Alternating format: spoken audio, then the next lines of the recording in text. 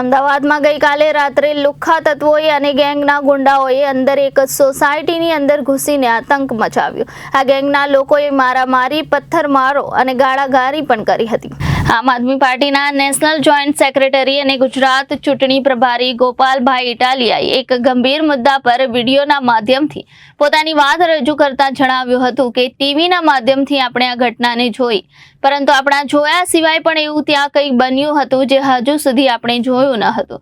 ત્યારે ઘટના તાજી હતી ત્યારે મીડિયા સમક્ષ બહેનોએ કહ્યું કે આ ગુંડા તત્વો દ્વારા મહિલાઓની છેડતી કરવામાં આવી હતી। એક વિડીયોમાં એક મહિલાએ સ્પષ્ટ કહ્યું હતું કે મહિલાઓની છેડતી થઈ છે। બેભત્સ રીતે તેમને જોતા હતા, તેમ છતાં પણ પોલીસે દાખલ કરેલી એફઆઈઆરમાં છેડતી અને સ્ટોકિંગને લગતી કોઈ પણ કલમ છોડવામાં આવી નથી। ગૃહમંત્રી અવારનવાર કહેતા હોય છે કે કોઈ ચમરબંધીને છોડવામાં નહીં આવે, પરંતુ અહીંયા તો કલમ પણ લગાડવામાં આવી રહી નથી। અમારો સવાલ એ છે કે આરોપીઓ પર કેમ આટલો બધો પ્રેમ આવી ગયો છે કે તેઓના નામ પણ એફઆઈઆરમાં લખવામાં આવ્યા નથી। અમારો સવાલ એ છે કે આ ગુંડાઓને કોણ બચાવે છે? બની શકે છે કે પોલીસના હાથ કોઈએ રોક્યા હોય, કોઈ ઉપરથી દબાણપૂર્વક કહ્યું હોય કે આ ભાજપના ગુંડાઓ છે કે બુટલેગરો છે, તેમના વિરુદ્ધ વધુ કલમ લગાવતા નહીં, નહીંતર બદલી થઈ જશે। આવું બન્યું હોય તેવો અંદાજ છે મારો। ગૃહમંત્રી મહિલા સુરક્ષાની મોટી વાતો કરે છે, પરંતુ અહીંયા છેડતીની કલમો લગાડવામાં આવી નથી। અમારો સવાલ એ છે કે ભાજપમાં એવો કયો નેતા છે જે આવી છેડતી કરનારા લોકોને બચાવે છે? 5 મિનિટના ગેપમાં સંખ્યાબંધ હજારો ગુંડાઓ તલવારો લઈને જો એક જ જગ્યાએ પહોંચી જાય છે તો સમજી લેવું જોઈએ કે એ કામ માત્ર ને માત્ર કોઈ ગેંગ જ કરી શકે। આવી ઘટનાને ઓર્ગેનાઇઝ ક્રાઇમ કહેવાય, પરંતુ આખી એફઆઈઆરમાં કોઈ પણ ઓર્ગેનાઇઝ ક્રાઇમની કલમ લગાડવામાં આવી નથી। અમારો સવાલ એ છે કે શા માટે ઓર્ગેનાઇઝ ક્રાઇમની કોઈ કલમ લગાડવામાં આવી નથી? આ ગુંડા તત્વો કયા ભાજપના નેતાના સગા હતા? 50 થી 100 ગુંડાઓએ એક સોસાયટી પર યુદ્ધ કરતા હોય તે રીતે હુમલો કર્યો, તેમ છતાં પણ શા માટે ઓર્ગેનાઇઝ ક્રાઇમની કલમ લગાડવામાં આવી નથી? મારી પોલીસ તંત્રને વિનંતી છે કે વહેલી તકે આ મુદ્દા પર યોગ્ય કાર્યવાહી કરવામાં આવે।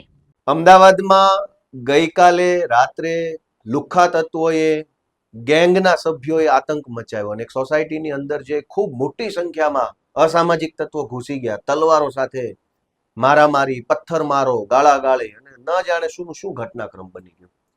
ટીવીના માધ્યમથી અને વાયરલ થયેલા વિડીયોના માધ્યમથી આપણે બધાએ એ ઘટનાને જોઈ। આપણે જે જોયું એના સિવાય પણ કંઈક ત્યાં એવું બન્યું છે કે જે આપણને જોવા નથી મળ્યું। એ ઘટના એવી છે કે ત્યાં રાત્રે જ્યારે ગુજરાતની એક ચેનલના પત્રકારે જે અને બહેનોને પૂછ્યું તો બહેનોએ, કેમ કે તાજી ઘટના બની હતી ત્યારે બહેનોએ એ મીડિયાના માઇકમાં જે બોલી રહ્યા છે એ જો સાંભળીએ તો એમાં એ ચોખ્ખું કહે છે કે મહિલાઓ સાથે છેડતી કરવામાં આવી છે। અને આ જુઓ, સાંભળો આ બેન શું બોલે છે। બેન ચોખ્ખું કહે છે છેડતી થઈ છે।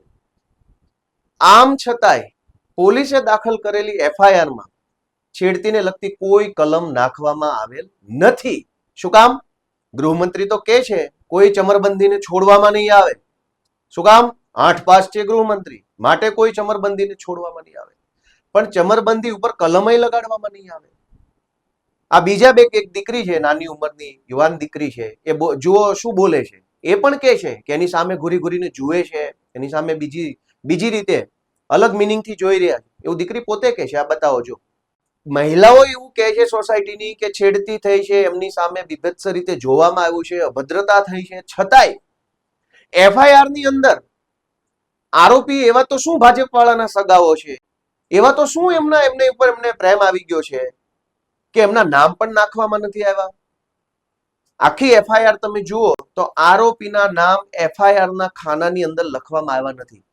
તો આ ગુંડાઓને, આ લુખ્ખા તત્વોને કોણ બચાવે છે અને શું કામ બચાવે છે? છેડતી કરી છે એવું બહેનો કહે છે, એફઆઈઆર માં છેડતીની કલમ જ નથી। શું કામ? તો કોઈ ચમરબંધીના કહેવાથી, ભાજપના કોઈ નેતાના કહેવાથી કદાચ પોલીસે મજબૂરીવશ આવું કરવું પડ્યું હોય। પોલીસ તો 8 પાસ નથી, પોલીસ ભણેલી છે, પોલીસને બધી ખબર પડે છે, પણ બની શકે કે કોઈએ એને પોલીસના હાથ રોક્યા હોય કે આ ભાજપના બુટલેગરો છે, ભાજપના ગુંડાઓ છે, માટે જોજો, જાજી કલમ લગાવતા નહીં, નહીતર બદલી થઈ જશે। આવું બન્યું હોઈ શકે, અંદાજ છે મારો। દોસ્તો, બે સૌથી મહત્વની બાબત આ એફઆઈઆર ની અંદર આપણને જોવા મળે છે। મારે તો ગૃહમંત્રીને એટલી રિક્વેસ્ટ કરવી છે કે ભાઈ મેં પોલીસમાં નોકરી કરી છે, મને ખબર પડે છે એફઆઈઆર કેમ લખાય, શું તપાસ થાય, કેમ. તમને ના આવડતો હોય તો હું શીખવાડવા તૈયાર છું. શીખો, તમે એમએ બધા પાસેથી શીખો છો, થોડું મારી પાસેથી શીખી લો કે કેવી રીતે છેડતીની કલમ એડ થાય. એક જ 5 મિનિટના ગેપમાં સંખ્યાબંધ હજારો લુખ્ખાઓ, ગુંડાઓ તલવારો લઈ લઈને એક જગ્યાએ પહોંચી જાય. એ કામ માત્ર કોઈ ગેંગ જ કરી શકે, કોઈ ટોળી કરી શકે. એને અંગ્રેજીમાં કાયદામાં શબ્દ છે ઓર્ગેનાઇઝડ ક્રાઇમ, સંગઠિત ગુનાઓ. આ આખી એફઆઈઆરમાં ઓર્ગેનાઇઝ ક્રાઇમની કલમ લગાડવામાં નથી આવી. શું કામ ભાઈ? કયા ભાજપવાળા નેતાના સગાવાલાઓ હતા આરોપીઓ? આ અસામાજિક તત્વો કોના સગા છે? ઓર્ગેનાઇઝ ક્રાઇમ, 50-100 છોકરાઓ હાથમાં તલવારો લઈને કોઈ સોસાયટી ઉપર જાણે યુદ્ધ હોય એમ હુમલો કરી બેસે, છતાંય ઓર્ગેનાઇઝ ક્રાઇમની કલમ કેમ નથી લગાવી? કોણે ના પાડી? ચમરબંધીને છોડીશું નહીં, ચમરબંધીને છોડીશું નહીં, ચમરબંધીને છોડીશું નહીં. ચમરબંધીની ઉપર કલમ તો લગાવો. ઓર્ગેનાઇઝ ક્રાઇમની કલમ નથી લગાવી. બીએનએસ, ભારતીય ન્યાય સંહિતાની કલમ 111, 12, 13, 14 આ બધી ઓર્ગેનાઇઝ ક્રાઇમની કલમ છે. ત્યાર પછી આજ અસામાજિક તત્વો ઉપર છેડતીને લગતી કોઈ ફરિયાદ નથી લગાવી, કલમ નથી લગાવી. મહિલા સુરક્ષાની મોટી મોટી વાતો કરે છે, પણ જ્યારે તમારે એફઆઈઆર લખવાની થાય તો મહિલા સુરક્ષાને લગતી એફઆઈઆરમાં કલમ જ નથી. દોસ્તો, આપણે વિચારવું પડશે કે કોણ વ્યક્તિ છે જે આવા બળાત્કારીઓને બચાવવાનું કામ કરે છે, છેડતી કરનારાઓને બચાવવાનું કામ કરે છે. ભાજપમાં એવો કોણ છે? કોણ એટલો માણસ છે જેના એટલા હલકી કક્ષાના વિચારો છે કે ક્યારેક ડ્રગ્સ માફિયાને બચાવે છે, ક્યારેક જસદણના બળાત્કારીને બચાવે છે, ક્યારેક દાહોદના બળાત્કારીની તરફેણ કરે છે, ક્યારેક અમદાવાદ ચાણક્યપુરીમાં છેડતી કરવા વાળાની તરફેણ કરે? કોણ છે ભાજપમાં આટલો નિમ્ન વિચારો ધરાવતો વ્યક્તિ? આપણે વિચારવું પડશે કે ખુલ્લેઆમ બહેનો કહે છે છેડતી કરી છે, અમારી સામે બીભત્સ નજરોથી જોવામાં આવ્યું છે.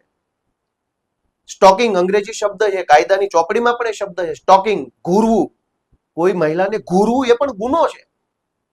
દીકરી પોતે કહે છે કે એની સામે ઘૂરવામાં આવે છે. આ લુખા તત્વો હાથમાં દારૂના બાટલા લઈને જાય છે અને ઘૂરે છે, છતાં એફઆઈઆરમાં કલમ નથી. અને પાછી વાતો એવી ચમરબંધીને છોડીશું નહીં, ચમરબંધી. દોસ્તો, આપણે બધા જાગૃત બનવાની જરૂર છે. આ ચાણક્યપુરીની ઘટનામાં ઓર્ગેનાઇઝ ક્રાઇમ, માફિયા નેટવર્કની, ગુંડા ગેંગની કલમ લગાવવામાં આવી નથી, છેડતીની કલમ લગાવવામાં આવી નથી. માટે મારી વિનંતી છે કે વહેલી તકે ઘટતી કાર્યવાહી કરવામાં આવે. Thank you. Reporter Arvind Rathod, Janadesh news, Surat.